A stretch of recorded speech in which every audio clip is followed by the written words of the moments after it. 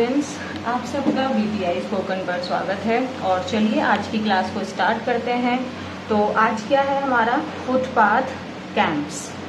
Footpath camp crying babies when 1.11 lakh women apply for 1257 police post.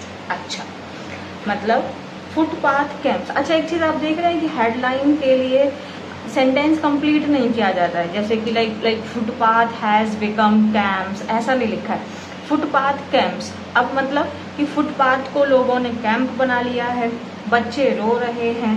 जब 1.1 lakh women apply की इस post के लिए, जिसमें आपका 1257 कंप्लीट पोस्ट निकली है, जिसमें से 1.1 लाख महिलाओं ने अप्लाई किया है। यहाँ पर देखो विमेन, आप जानते हैं वोमेन ये सिंगुलर है और इसी का प्लूरल बन गया विमेन, MEN। जैसे कि अब यहाँ पे देखो चिल्ड्रन, चाइल्ड कुछ लिखा है नहीं, बेबीज लिखा है। अगर सपोज यहाँ पे चाइल्ड है, चाइल्ड ये सिंगुलर है। जैसे मान लो मैंने कहा मेरा एक बच्चा है, so I have one child, I have one child. लेकिन जो चिल्ड्रन है ये ऑलरेडी प्लूरल है, तो फिर ना चिल्ड्रंस करके कोई शब्द नहीं बनाना है, क्योंकि चाइल्ड का ही प्लूरल फॉर्म चिल्ड्रन होता है, चिल्ड्रंस कोई शब्द नहीं होता। इसका तो एग्जाम में एरर भी बहुत ज़्यादा आता है, इस चीज़ को ध्यान रखना है, ठीक है। अब जैसे यहाँ पे ये बेबीज लिखा है, अब ये बेबीज को बेबीज कैसे बनाया, ऐसे जैसे ये बेबी होता है बेबी, तो ये बेबीज क्यों बना, इसको हम ऐसे नहीं बना सकते थे क्या, ऐसे क्यों नहीं बन सकता था। जैसे बॉय है तो बॉय का तो ऐसे बॉयज बनाते हैं, तो बेबी का ऐसे क्यों नहीं लिख सकते। इसके पीछे ऐसा क्यों होता है, कब हम उसके वाई के साथ में सिर्फ एस लगा देते हैं, कब हमें उसे चेंज करना होता है, एक तो ये कॉन्सेप्ट हम लोग आज की क्लास में करेंगे। यहाँ तक ठीक है। अब हम आगे देखते हैं। Footpath outside Mumbai university ground, a stone's throw and a world away from Wankhede Stadium, sat a motley crowd of tired adults with bowling infants around 5 p.m. on August 9. On a footpath outside Mumbai University ground के footpath पर, है ना, stone's throw, ये एक idiom होता है। Stone's throw का मतलब होता है कोई चीज जो आपके बहुत पास में है, something that is very near. जैसे मतलब पत्थर फेंको और वो वहां जाके लग जाए, तो पत्थर ज्यादा डिस्टेंस तक तो नहीं जाएगा ना, कुछ ही डिस्टेंस तक कवर करेगा। सो अगर आप कह रहे हैं उसका घर तो मेरे घर से स्टोन्स थ्रो पे है, मतलब बहुत पास में है। A stone's throw and a world away from Wankhede stadium set a motley crowd, मतलब यहाँ पे क्या कह रहा है कि फुटपाथ पर मुंबई यूनिवर्सिटी ग्राउंड जो लोग हैं वो वैनखेड़े स्टेडियम के बहुत पास में ही बैठे हुए हैं। Set a motley crowd, mark करो आज का पहला शब्द हमें मिला मोटले। मोटले का मतलब होता है अलग अलग, डिफरेंट, अलग अलग। क्राउड है, क्राउड नाउन हो गया, तो ये हो गया एडजेक्टिव। अगर आप मोटले क्राउड कह रहे हैं तो मतलब जो लोग हैं, जो भीड़ है वो अलग अलग टाइप की है। मतलब मान लो जैसे हम लोगों की ड्रेसिंग सेंस अलग अलग होती है, हम लोग की आप जानते हैं थोड़े थोड़े डिस्टेंस पे ही हमारे बोलने के टोन में बदलाव आ जाता है, तो अलग अलग वेराइटी। अब क्योंकि ये एडजेक्टिव है तो वेराइटी नहीं बोल के वैरिड बोलेंगे, अलग अलग है ये, ठीक है, अलग अलग। तो होमोजीनियस इसका एंटोनिम हो गया और हेट्रोजीनियस इसका सिनोनिम हो गया। Set a motley crowd of tired adults, मतलब जो थके हुए आपके अडल्ट्स हैं, विद बाउलिंग इन्फेंट। दूसरा शब्द मार्क करो बाउलिंग। बाउलिंग मतलब क्राइंग, जब बहुत तेजी से जो रोते हैं ना, बहुत ज्यादा आवाज करते हुए। तो इन्फेंट्स मतलब छोटा बच्चा जो होता है। अराउंड 5 PM 5 बजे के आसपास में 9 अगस्त को। For the past few hours, पिछले कुछ घंटों से, पास्ट फ्यू आवर्स मतलब पिछले कुछ घंटों से, these grandparents and fathers have been holding, soothing and even bribing these distraught children. पिछले कुछ घंटों से ये जो ग्रैंड पेरेंट्स हैं या उन बच्चों के जो फादर्स हैं वो क्या कर रहे हैं, उनको पकड़े हुए हैं। सूद करना मीन्स काम करना, उसको शांत करना, रिलैक्स करना। सूद SOOTHE, सूद ये वर्ब है, मतलब काम करना, रिलैक्स करना, उसको रिलैक्स, है ना, सूदिंग एंड इवन ब्राइबिंग, और उनको रिश्वत दे रहे हैं, मतलब मान लो कह रहे हैं कि मम्मी आ जाएगी तुमको वहाँ घुमाने ले जाएंगे। तो for the past few hours, मतलब पिछले कुछ घंटों से ये जो ग्रैंड पेरेंट्स हैं, ये जो फादर्स हैं, अपने बच्चों को पकड़े हुए हैं, उनको शांत कर रहे हैं और उनको रिश्वत भी दे रहे हैं। किनको? रिस्टाइव चिल्ड्रन। ये मार्क करो शब्द का, इसका मतलब होता है जब हम लोग बहुत बेचैन होते हैं, अशांत होते हैं, ठीक है, या तो हम बहुत परेशान हैं, नर्वस हैं, एनेक्शियस हैं, या फिर कोई भी टेंशन की वजह से हो सकते हैं, या चिड़चिड़े हो रहे हैं ना, अशांत हैं। तो ये बच्चे कैसे हो रखे हैं? एकदम अनकंट्रोलेबल हो रहे हैं। तो उनको जो उनके पेरेंट्स हैं या जो उनके फादर हैं या उनके ग्रैंड पेरेंट्स हैं, वो उनको शांत कर रहे हैं, रिलैक्स कर रहे हैं। ऑन अ सिंथेटिक, सिंथेटिक का मतलब क्या होता है? जो चीज़ नेचुरल नहीं है यानी मैन मेड है। On a synthetic turf, turf का मतलब तो आप ग्रास को समझ लीजिए, जो ग्रास का गुच्छा होता है, ठीक है। Inside the ground their mothers are competing with 1.1 lakh other women from all over Maharashtra. तो देयर मदर्स, ये किसकी मदर? यहाँ पे देयर किसके लिए आया है? बेबीज के लिए।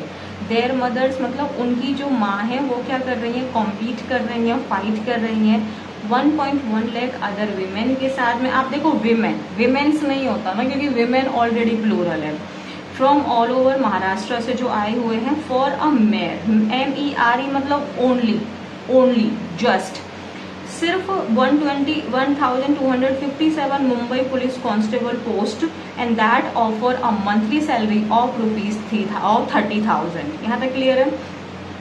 Of 36,214 constables in Mumbai police at present. अगर एट प्रेजेंट में मुंबई पुलिस के कांस्टेबल्स की फिगर्स को देखें तो 36,214 है, जिसमें से 6,059 जो है वो महिलाएं हैं।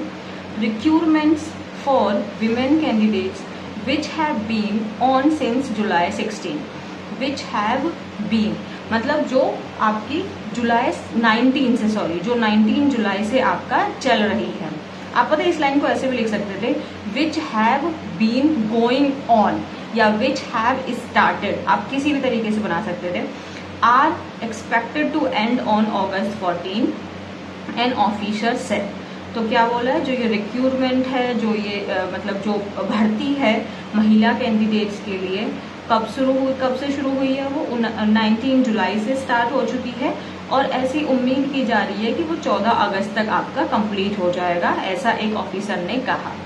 ट्रायल्स मतलब एग्जामिनेशंस, एग्जाम जो स्टार्ट, देखो ये क्या है? ये प्लूरल है इसीलिए यहाँ पे स्टार्ट आया है। कब स्टार्ट हुआ? अब देखो एट, यहाँ पे एग्जैक्ट टाइम है तो कौन सा प्रपोजिशन आया? एट। तो ट्रायल्स जो है वो कितने बजे शुरू हुए? 5 बजे सुबह में। And the last batch for the day, और लास्ट बैच कितने बजे जा रहा है? वो दोपहर के 2 बजे। Each batch comprises 1000 aspirants and official set. Each batch, जब भी आप ईच लगाओगे उसके बाद में सिंगुलर नाउन आएगा और वर्ब हमेशा सिंगुलर आएगी।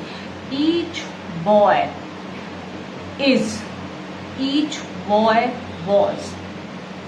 इन July leading to a stampede like situation. Stampede मतलब भगदड़, स्टैम्पीड मतलब भगदड़, ठीक है। एक भगदड़ जैसी सिचुएशन बन गई थी। कहाँ पे?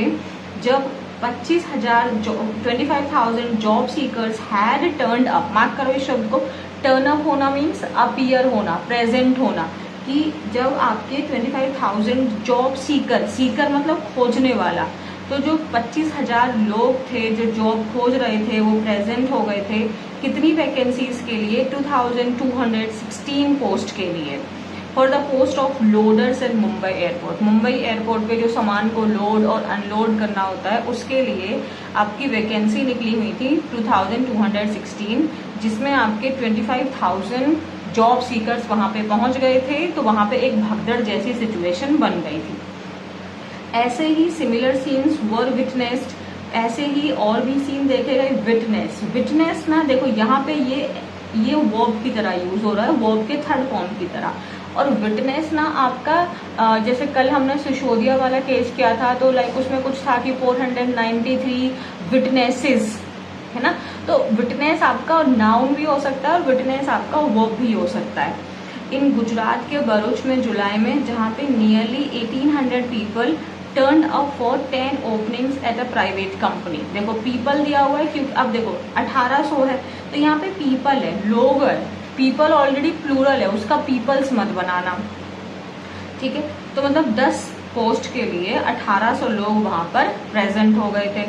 Among those competing in Mumbai University ground is a 24-year-old who travelled over 250 kilometre from Ahmednagar. मतलब अब यहाँ पे कोई एक इंसिडेंस बता रहे हैं कि जो लोग अभी ये जो आपका पुलिस कांस्टेबल वाला चल रहा है उसमें से जो लोग कंपटीशन में हैं, एक उस जो मुंबई यूनिवर्सिटी वहाँ पे चल रहा है उसमें एक 24-year-old की भी एक लड़की है या महिला है जो ट्रैवलिंग करके आई है। ये हु किसके लिए आया है? ये 24-year गर्ल के लिए, मतलब महिला के लिए, जो 250 किलोमीटर दूर आई हैं फ्रॉम अहमदनगर डिस्ट्रिक्ट, ठीक है। With her father Shankar 63 and 1-year-old daughter Sayyeshaa. अच्छा, मतलब ये जो आपकी जो 24 साल की जो महिला हैं, महिला को बोलेंगे लड़की बोलेंगे, वैसे तो शादी है तो महिला बोल देते हैं, तो वो अहमदनगर डिस्ट्रिक्ट से आई हैं अपने फादर शंकर के साथ में, और उनकी एक साल की बच्ची है सायशा। देख लेते हैं आगे क्या दिया है। On the footpath outside Shankar a farmer held his granddaughter who had been crying inconsolably for nearly 3 hours. Footpath पर, ऑन द फुटपाथ आउटसाइड मतलब बाहर, footpath on the footpath outside बाहर, मतलब जो शंकर है वो कौन है? एक फार्मर है। हेल्ड हिज ग्रैंड डॉटर, उन्होंने अपनी जो ग्रैंड डॉटर है उसको पकड़े हुआ है, गोद लिए हुआ है। हु हैड बीन क्राइंग, कौन रो रहा है यहाँ पे? कौन रो रहा है? Grand daughter. हु किसके लिए आया है? ग्रैंड डॉटर के लिए। ग्रैंड डॉटर जो है वो लगातार रोए जा रही है, इनकंसोलेबली। मार्क करो इस शब्द को। कंसोल करने का मतलब होता है किसी को शांत करना, कंसोल करना मतलब उसको शांत करना, रिलैक्स करना। और अगर कोई यार इनकंसोलेबली रो रहा है तो इसका मतलब वो उसको शांति नहीं किया जा सकता है, वो बेसुध होके रो रहा है, तो बहुत ज्यादा बच्ची रो रही है पिछले 3 घंटों से। He says his daughter is married to a farmer but wanted a stable income to support her family. तो जो शंकर है उन्होंने क्या बोला कि जो उनकी डॉटर है उनकी जो शादी है वो एक फार्मर से हुई है, लेकिन but wanted a stable income to support her family. जो अब ये जो लड़की है इनको एक क्या चाहिए? एक स्टेबल इनकम चाहिए ताकि वो अपनी फैमिली को सपोर्ट कर सकें। लैक ऑफ प्राइवेट जॉब्स, जो आपकी प्राइवेट जॉब्स की कमी है, that forced her to apply for this one. इसीलिए प्राइवेट जॉब की कमी है, इसीलिए उन्होंने इस पोस्ट के लिए अप्लाई किया, ऐसा शंकर ने कहा। As other attempts to soothe Shaisha by playing with her and even offering her biscuits। और बाकी लोगों ने भी शायशा जो उनकी बेटी है उसको शांत करने की कोशिश की, उसके साथ खेल कर और क्या कर कर उसको बिस्किट्स वगैरह देकर। She had fed शायशा before going inside at 2 PM। मतलब तो उन्होंने अपनी बेटी के लिए, जो शंकर है वो कह रहे हैं कि उसने ऑलरेडी इसको खिला दिया था।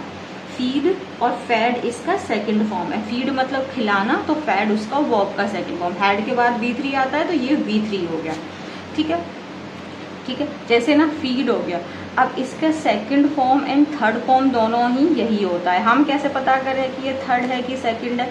हैड के बाद आया हुआ है तो V3 हो गया, क्योंकि हैज हैव हैड के बाद हमेशा वर्ब की थर्ड फॉर्म आती है। बिफोर गोइंग इनसाइड मतलब 2 बजे अंदर जाने से पहले वो इस बच्ची को ऑलरेडी मतलब दूध वगैरह पिला के गई थी। I manage to make the baby sleep for a while, मतलब मैंने कुछ देर के लिए बच्चे को तो मैंने सुला दिया था, but she has been crying for her mother since she woke up. और जब से वो जगी है तब से ही लेकर वो अपनी माँ के लिए रो रही है, ऐसा हेल्पलेस ग्रैंडफादर ने कहा। छोटे बच्चों को शांत करवाना तो और ज़्यादा इम्पॉसिबल है। After Shankar some passers by मतलब जो राहगीर होते हैं, they and even police personnel. अब तो आप लोग कंफ्यूज मत करना, पर्सनल का मतलब क्या होता है? पुलिस के लोग, पुलिस के कर्मचारी। तो at the gate fail to calm Shaisha, मतलब बहुत ज़्यादा ही बच्ची रो रही थी, इसका मतलब वो भी उसको शांत नहीं कर पाए। देन डुओ मतलब ये जो ग्रैंडफादर हैं और उनकी जो ग्रैंड डॉटर है उनको फाइनली अलाउ कर दिया कि वो ग्राउंड में चले जाएं। और फिर वहाँ पे अनाउंसमेंट्स की की गई। Announcements were made for Shaisha's mother to report to the announcement booth. तो अनाउंसमेंट की कि जो शाइशा की मदर है वो अनाउंसमेंट बूथ पर रिपोर्ट करें, मीन्स वहाँ पर पहुँचे। सम पर्सनल कौन हो गया, पुलिस के लोगों के लिए बोला जा रहा है, या पर्सनल का मतलब स्टाफ को बोला जाता है। Went looking for her at the running area also. तो वो लोग जो कुछ पुलिस वाले हैं वो भी जो वो उनकी माँ है, छोटी बच्ची की जो माँ है, उसको ढूंढने के लिए रनिंग एरिया में भी गए थे। अच्छा सा एक आर्टिकल था, बहुत अच्छे से हमने इसको पढ़ लिया। लेकिन आज हम थोड़ी सी ग्रामर पढ़ते हैं। तो ग्रामर में हम देखेंगे बेबी का बेबीज कैसे बना, और क्या पढ़ाना है मुझे आपको। जैसे ये बिफोर है, बिफोर क्या है, प्रेपोजिशन है, तो फिर यहाँ पे गोइंग क्यों आया है, यहाँ पे गो, गोज, वेंट क्यों नहीं आ सकता था। आज हम एक ये टॉपिक पढ़ लेते हैं। और कुछ बताओ और क्या पढ़ सकते हैं हम लोग। तो पहले हम इन्हीं दोनों टॉपिक्स को आज की क्लास में कवर करते हैं। अपनी नोटबुक निकालो, उसमें लिखो। मैं ना बस आपको समझा देती हूँ।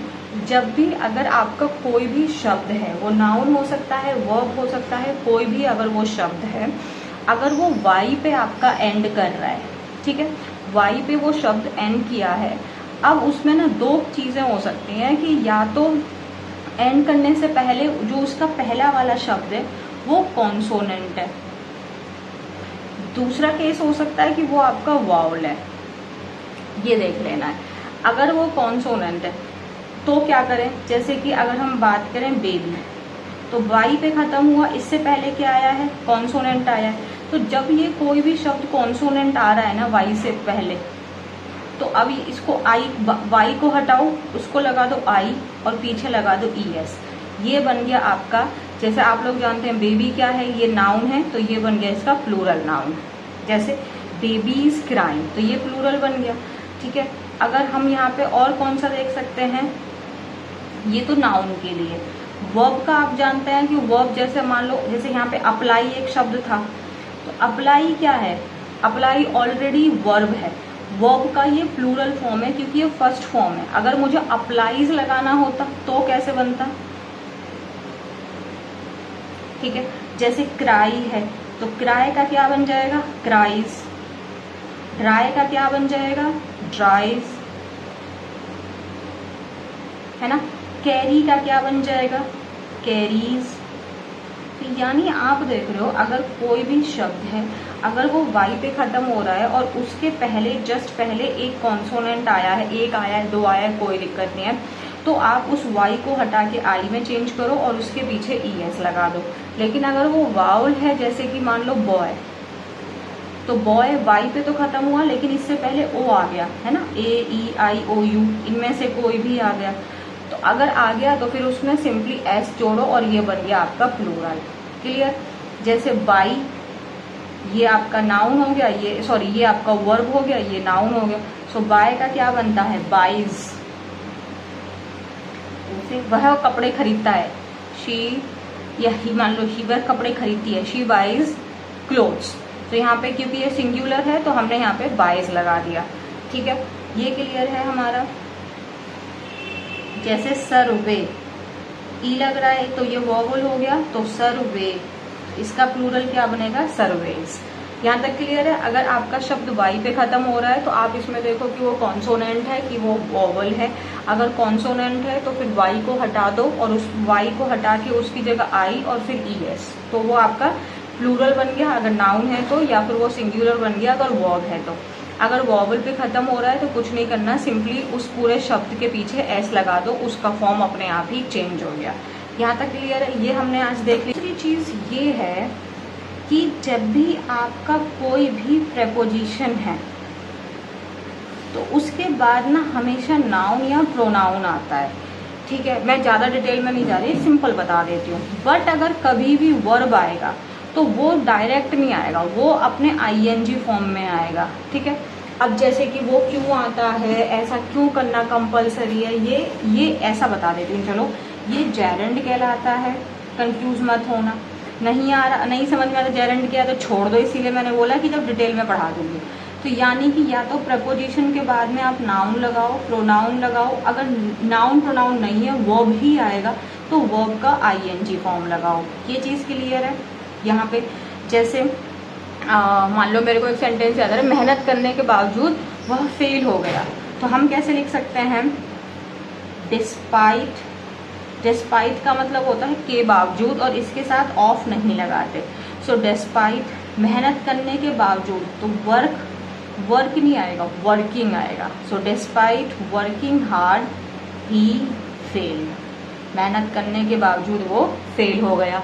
तो डिस्पाइट क्या है, ये प्रेपोजिशन है, यहाँ पे वर्ब आया तो वर्ब नहीं, डायरेक्ट कैसे फॉर्म में आएगा, आईएनजी फॉर्म में आएगा।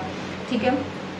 और क्या बोल सकते हैं कि वह जाने से पहले अक्सर मुझे फोन करता है, तो कैसे लिख सकते हैं, ही यूजुअली कॉल्स मी, वह अक्सर मुझे कॉल करता है, कब, जाने से पहले, बिफोर गोइंग, कहीं भी जाने से पहले, बिफोर गोइंग एनीवेयर, कहीं भी जाने से पहले वो अक्सर मुझे फोन करता है। सो बिफोर क्या है, बिफोर हो गया प्रेपोजिशन। प्रेपोजिशन के बाद में अगर यहाँ पे नाउन वर्ब आ रहा है तो वर्ब कैसे फॉर्म में आएगा, आईएनजी फॉर्म में आएगा। ठीक है। और देख सकते हैं उसको खेलते समय चोट लग गई, इसको कैसे बनाएंगे, ही गॉट हर्ट, उसको चोट लग गई कब, खेलते समय, वाइल, खेलते समय यानी playing. So he got hurt while play. While क्या है, प्रेपोजिशन। प्रेपोजिशन के बाद अगर वर्ब आएगा तो वो अपने आईएनजी फॉर्म में आएगा। तो देखो ये बेसिक से आज हमने दो बातें पढ़ी कि अगर हमारा शब्द वाई पे खत्म हो रहा है, उसके पहले कॉन्सोनेंट है, तो फिर आप वाई को हटा के आई और फिर ईएस लगा दो, और अगर उसके पहले वॉवल है तो फिर आप सीधा उसमें सिर्फ एस जोड़ दो। अगर प्रेपोजिशन है, प्रेपोजिशन के बाद में नाउन, प्रोनाउन या वर्ब का आईएनजी फॉर्म आता है। अगर आपको इसका रीजन जानना है तो प्रेपोजिशंस के अपने ऑब्जेक्ट होते हैं, और ऑब्जेक्ट बनने का काम या तो नाउन कर सकता है या प्रोनाउन कर सकता है। बट ये जो वर्ब का आईएनजी फॉर्म जो मैं आपको बता रही हूँ, ये जेरेंड होता है, और जेरेंड भी आपके नाउन की तरह ही एक्ट करते हैं। जैसे कि हम लोग बोलते हैं smoking is injurious to health. अब यहाँ पे जो स्मोक है ये तो आपका क्या है, ये तो वर्ब है, लेकिन हम यहाँ पे स्मोकिंग बोल रहे हैं, तो इसका मतलब ये स्मोकिंग इज ये वर्ब हो गया, ये वर्ब है आपका, तो ये सब्जेक्ट बनने का काम कर रहा है। तो सब्जेक्ट कौन बन सकता है, नाउन या प्रोनाउन, और ये तो वर्ब है, तो यहाँ पे ये वर्ब अब आईएनजी फॉर्म में आ गई, तो ये जेरेंड है और यहाँ पे ये नाउन का काम कर रही है, सेम एज यहाँ पे ये वाला है। तो आई होप ये दो कॉन्सेप्ट आपको समझ में आए होंगे। And thank you very much आपके प्यारे प्यारे कमेंट्स के लिए, एप्रिशिएशन के लिए। ऐसे ही करते रहना, मुझे बताते रहो आपको कितना अच्छा लग रहा है, क्या नहीं अच्छा लग रहा है। Thank you very much. Channel subscribe तो कर दिया होगा, नहीं किया तो प्लीज़ अब तक कर दो, वीडियो लाइक भी कर दो और शेयर भी करो। Bye bye.